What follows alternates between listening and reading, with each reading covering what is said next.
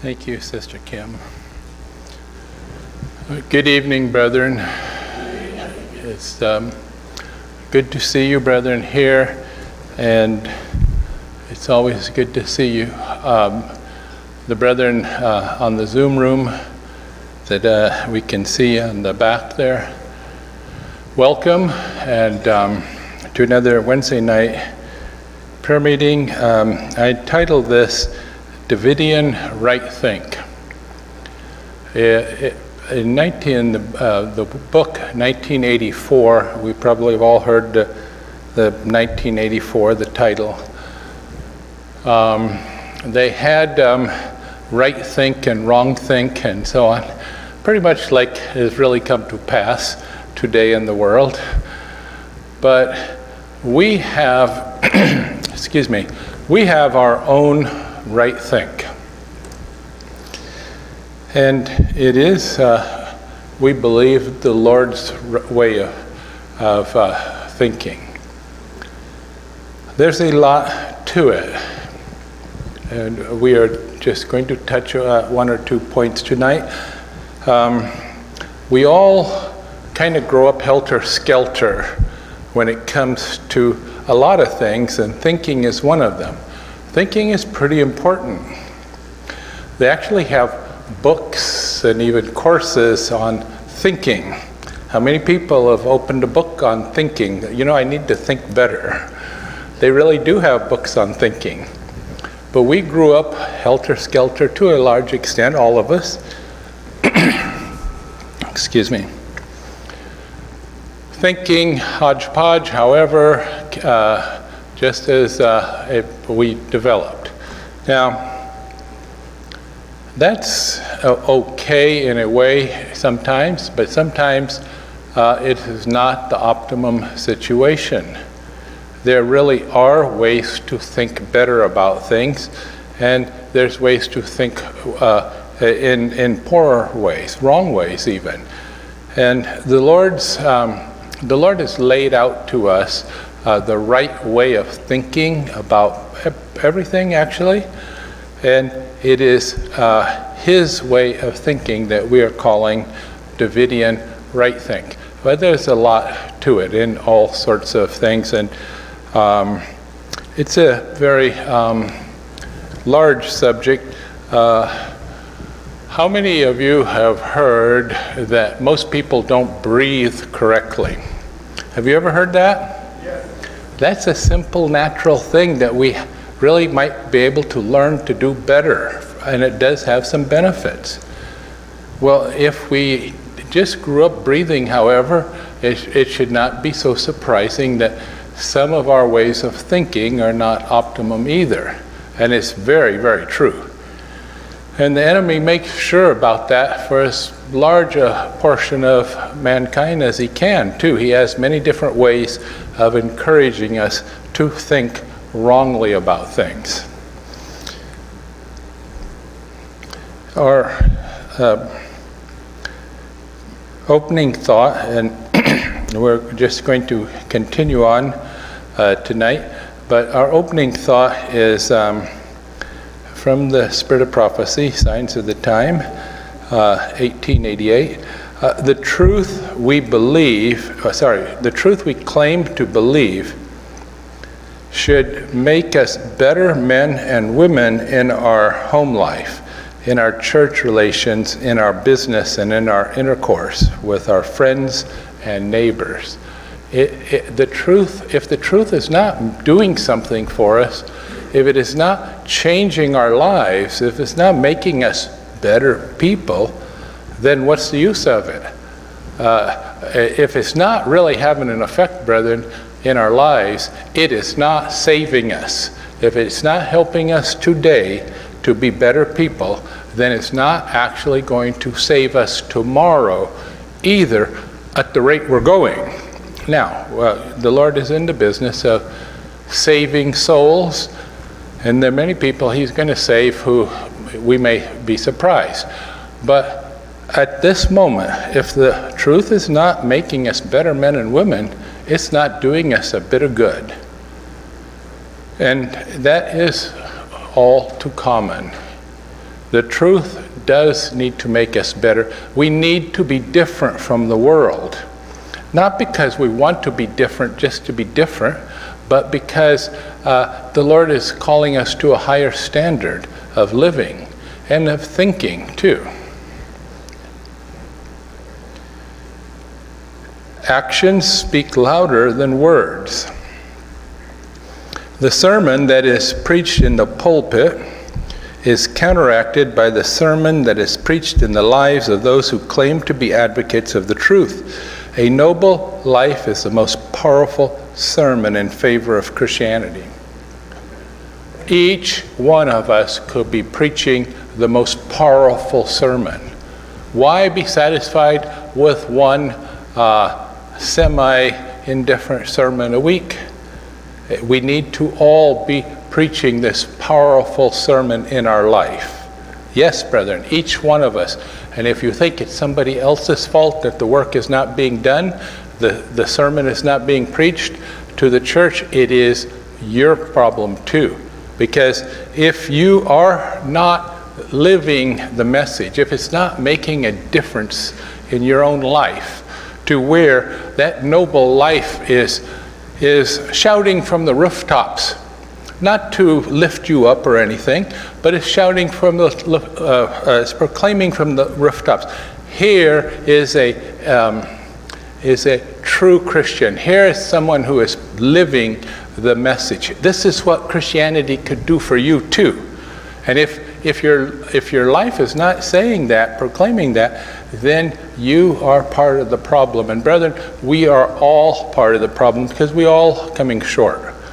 And we do have only a short time to get to where we need to be. We have to have every single Davidian proclaiming in the loudest, most effective way the power of a noble life. And that is going to be attractive. Human beings are influenced by others, okay? And those people who have a interest in these things and attraction to these things, they're going to stop and think in their mind. They're going to notice, they're going to pay attention, and they're going to want to find out more information, and they'll be open. But they're not going to be open to us when we are living we're living a halfway life, when most of the times our words and actions don't seem much different from theirs.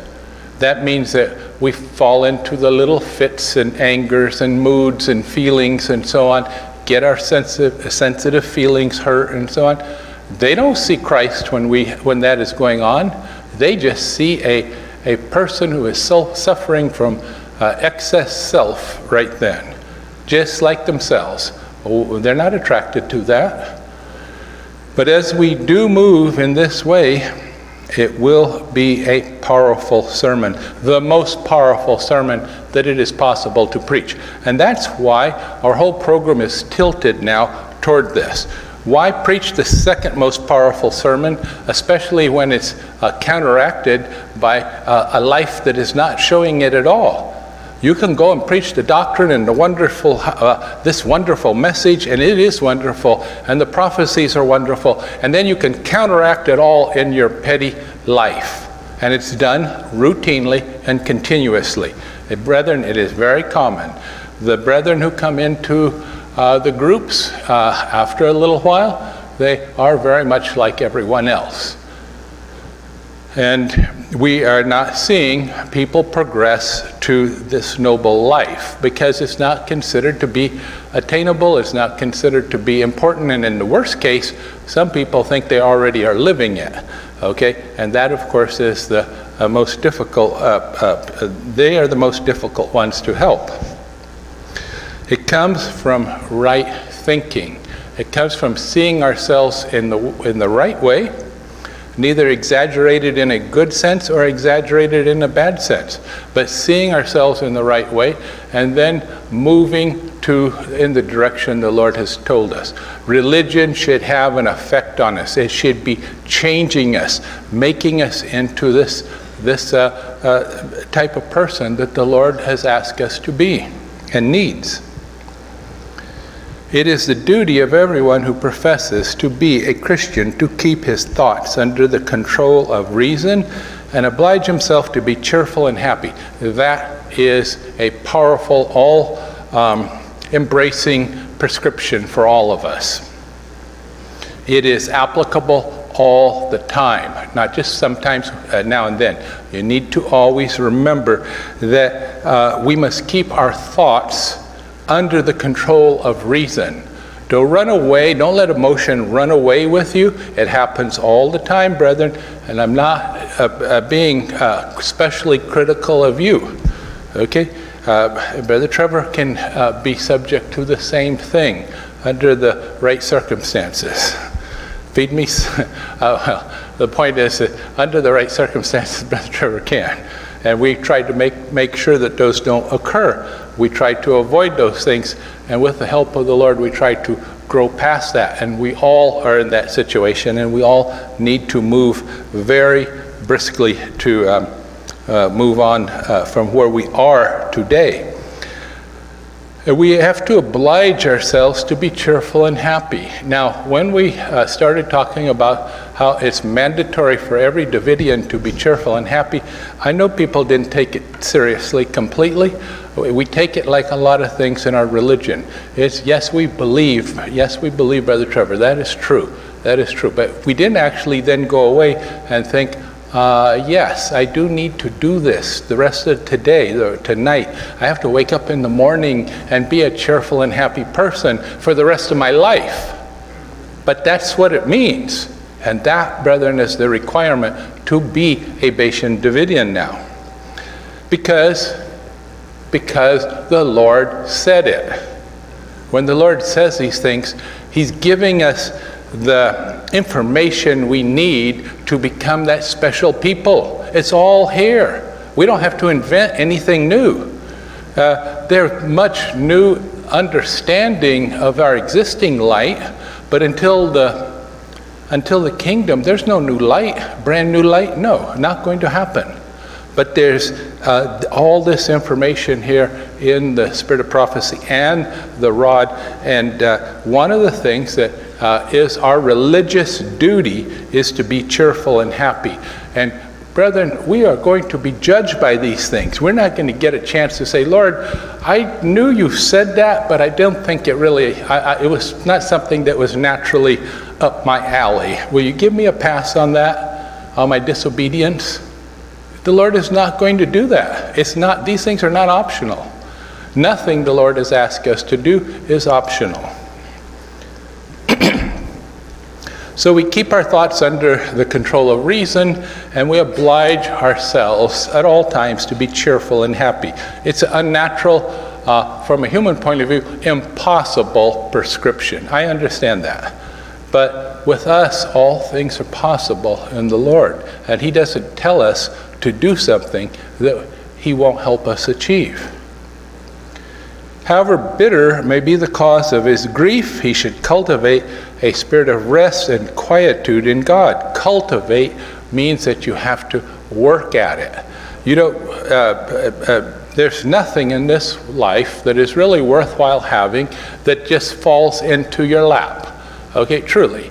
Every personal ability, knowledge, education, and so on, you have to cultivate it. You have to earn it. You have to work on it. And it's the same thing with this. We can do these things. We can learn to do these things, but it takes effort. It takes training of the mind. It takes control of our mind, self-control, and the application of our desire here in the right way with the help of the Lord, and we can learn these things. The restfulness of which is in Jesus Christ, the peace of Christ, how precious, how healing its influence, how soothing to the oppressed soul. The Lord wants us to have this now, not later. You'll get, if we make it to the kingdom in heaven, we will have this. But He actually wants us to have these things now. We are to develop these things. And this is a good gift. Is there any good gift that he will withhold from us, his children? No. He will not withhold this from us. It is a good gift, brethren. Make sure that you make it yours. He will help you to have this. This is real. It's not pretend. It's not pretend. It's not just something we gush about on Sabbath or prayer meeting, and then we go back to our regular way of feeling and thinking. It is not that. It is a real thing that is lasting, that is with us all the time.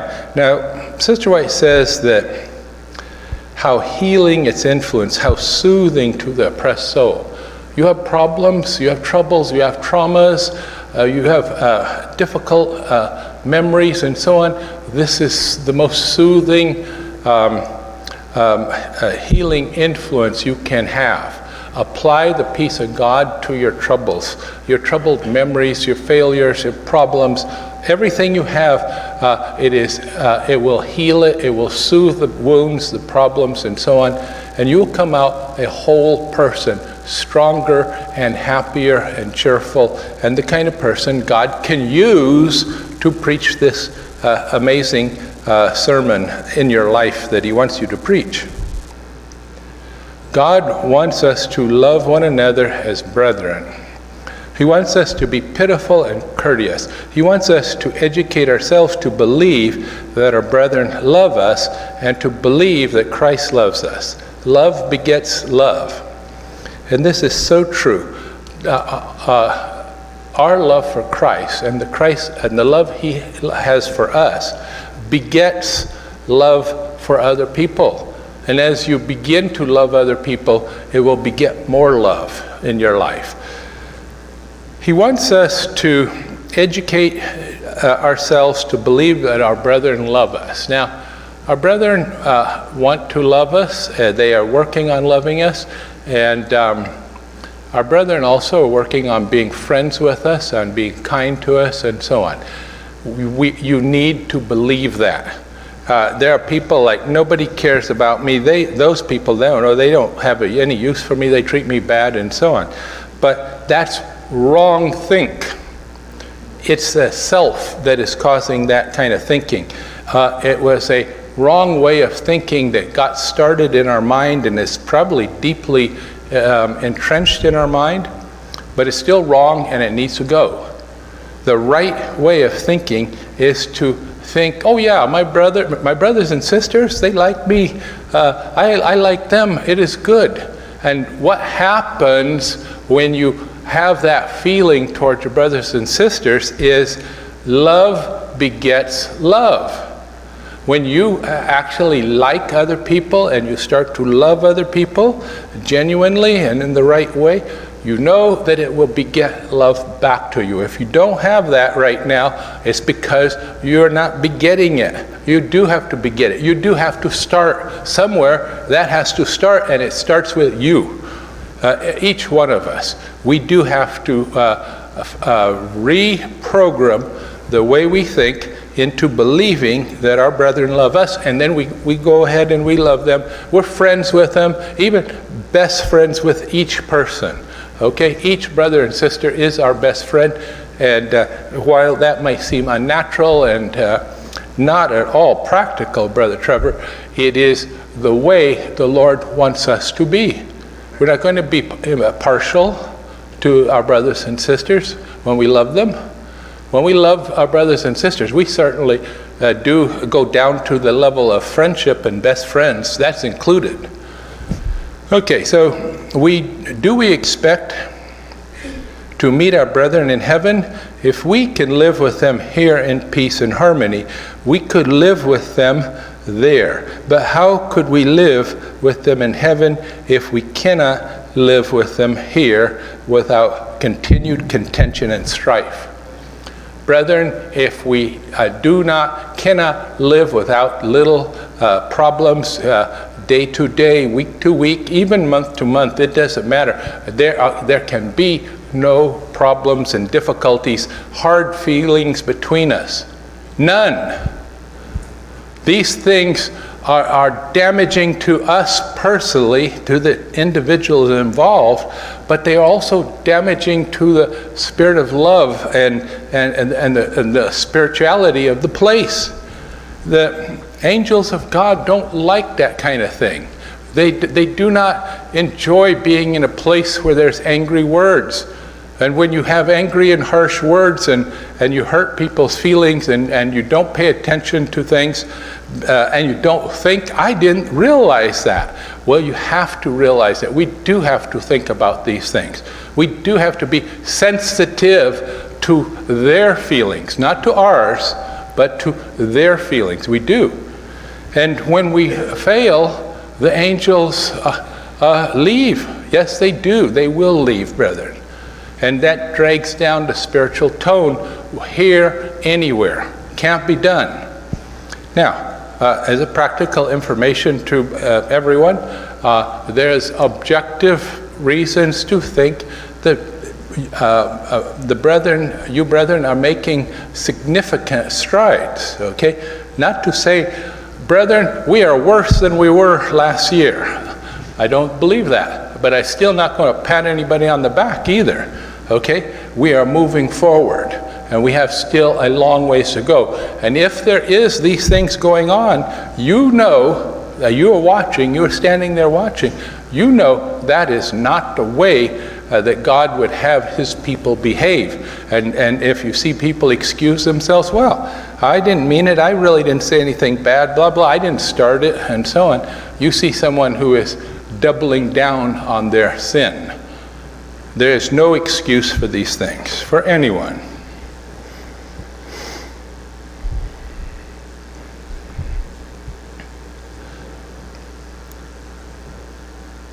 We should encourage a cheerful, hopeful, peaceful frame of mind, for our health depends on our doing so. Cheerfulness and a clear conscience are better than drugs and will be an effective agent in the restoration of your health. These things are powerful, brethren. Deep, genuine cheerfulness and happiness, not twisting your face into a smile for the moment, but deep cheerfulness and peace. And that comes from God. That doesn't come from pretend or hoping or wishing and so on. It comes from the Lord. It comes from much time in prayer, study, and meditation. But he has it, and he will give it to us freely if you ask for it and if you accept it. And you do have to really make the effort on your part. The Lord will not miraculously and instantaneously transform you right now into a saint. He asks for us to go step by step. Okay? We are to overcome sin step by step. There are many reasons, but one is the charge that Satan employed from the beginning, that God's ways were impossible. And the great controversy, God is showing to the universe that it's not impossible, that it is possible for us to go step by step, follow the commandments, all the requirements that he has given us. And as we do this in this area of right think, as we have this peaceful frame of mind, it will have a profound effect on our health. Now, science comes along way behind religion, way behind the Lord, but science, true science, rightly so called, comes along and confirms these things. Okay, we don't need the confirmation, basically. I don't think anyone here is really deeply impressed that science has confirmed these things, but it's good to know, and it's good to make this point for anyone who might be impressed. And brethren, we all know that science has confirmed over and over that stress will tear you down. More stress, more health problems. It is well established. Less stress, more peace, even teaching some kind of half-baked worldly meditation routine dramatically and significantly reduces health problems and stress and so on. It's a real thing. For us, it should be a powerful thing. You need to discipline the mind, train the mind, go to the Lord, and He will help you. He will help you obtain this peace. The peace of God is real. It's not superficial. It's not pretend. It's long-lasting and deep, and it is available, brethren, freely from the Lord.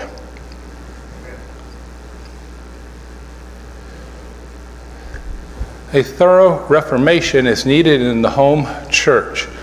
Let it begin at once. Now, this is where we all live 6 days a week, in the home church.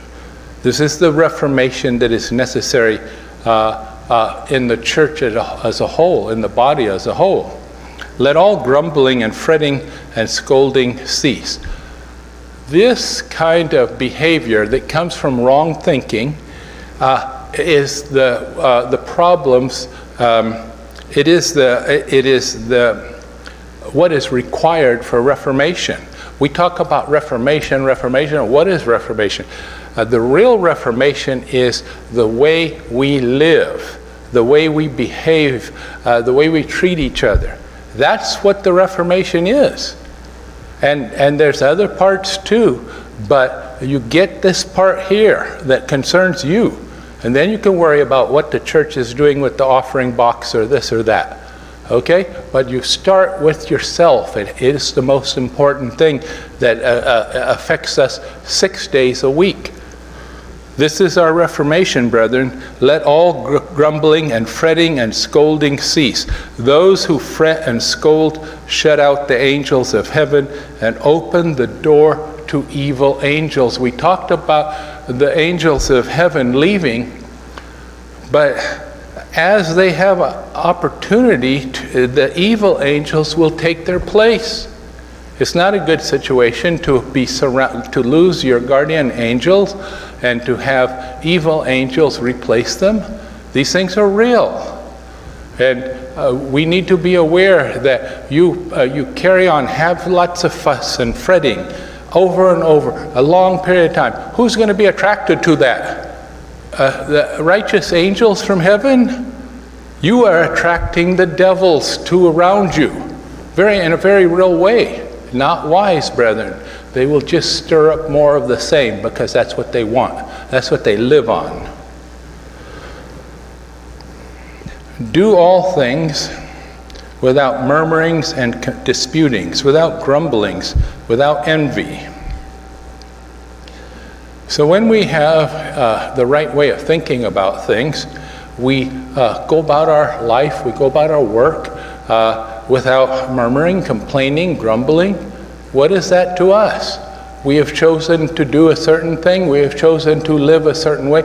We have chosen to serve the Lord. Do it without murmuring. Do it without complaining. Without envying. This is what the Lord asks. This is what He requires. Now, this is our religion, and this is not to be thought of as optional. There's nothing that the Lord has asked, as we've made that point over and over. Nothing is asked that is optional.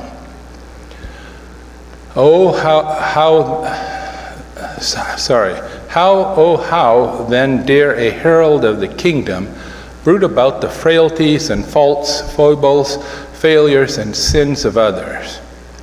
Can't be done. A herald of the kingdom cannot do this. A pretend herald can do this, not a genuine herald. We can't do this. We don't serve the Lord when we do this. Sadly, many people are Davidians in name only.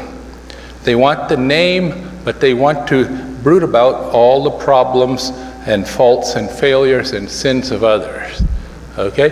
There are those who have even gone out from among us here at Bashan, most often leaving us with a smile and a pretended good feelings, and then set about cursing Bashan afterwards, saying things about Bashan, critical things, and so on. They have left us because they were never truly part of us. And their current talk, their current criticisms and way of behavior is proof that they were not truly worthy to be here. Those who may have had to leave Bashan for genuine and acceptable personal problems and so on, family problems and so on, when they go out, they do not go out as pretended friends cursing Bashan. You will see them too. By their behavior, you will know who they are. Satan will have you busy, if he can, watching others, that you may forget or have no time to watch yourself. It is our job to watch ourselves. It is our job to be concerned about ourselves. It's our job to learn to become the people that the Lord has asked us to be. From this we see that our need is to pray for Christ to abide in us, that instead of watching for opportunities to accuse or condemn others and to expose their errors, we shall seek every occasion to help them, to bless them, to save them. Now those who condemn us, those who do us harm in one way or another, those are the people that we need to bless and do everything we can. Pray for those people, help them, do everything you can. It is not our job to be criticizing those who criticize us.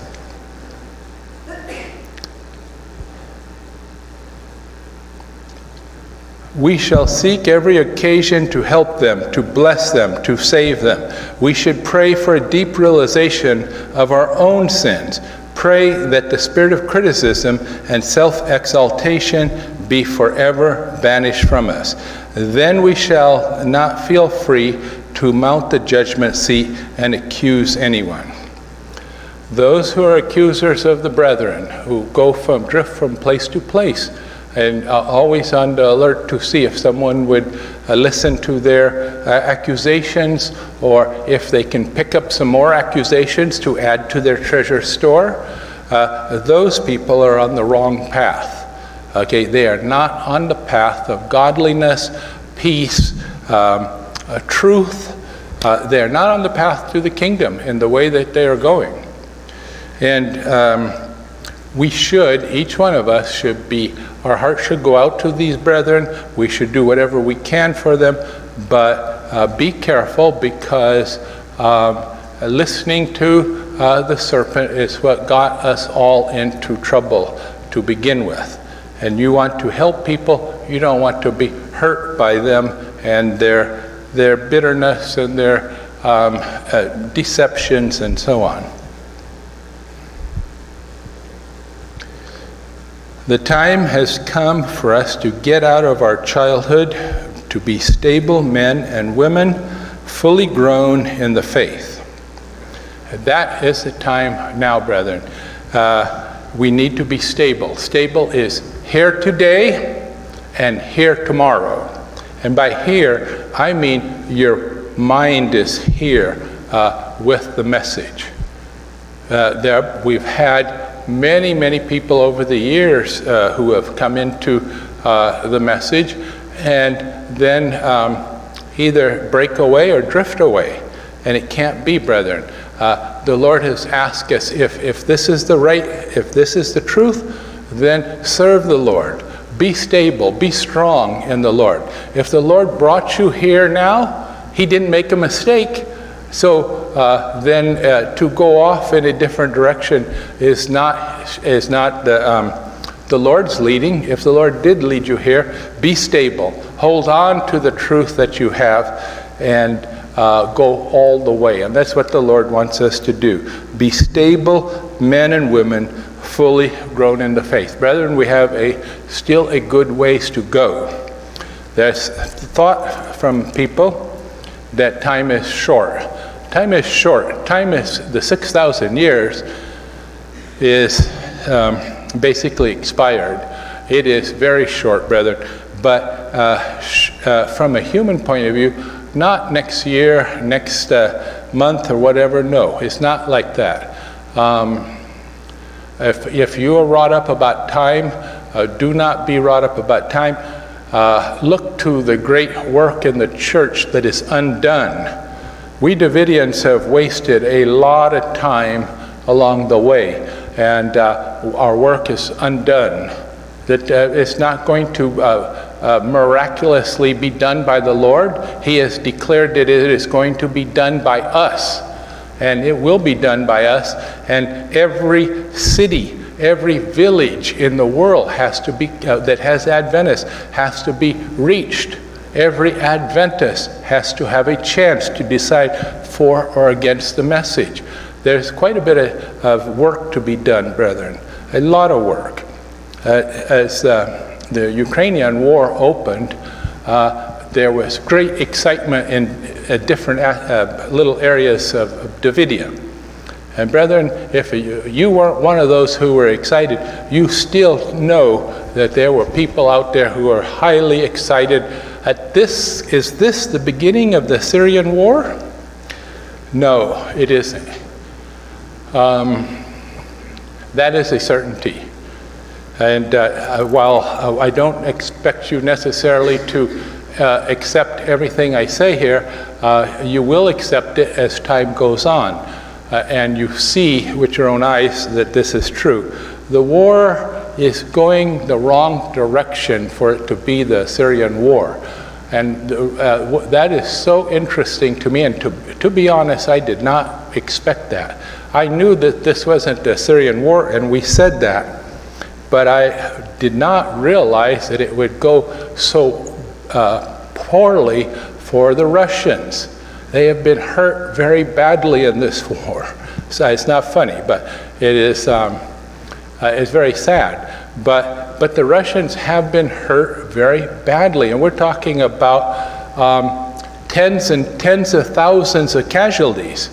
The exact number right now is not known, but armies of the Third Army and other groupings were destroyed, and vast numbers were captured, and so on. It's a very significant situation. So much so that Putin declared a large draft. They are going to increase the number that they draft, and so on. That's all from his point of view, what he thinks he should do. From our point of view, we are watching and we are seeing Russia reduced from what it was, what we thought it was. Seriously, physically reduced. The imbalance in power between NATO and Russia is incredible.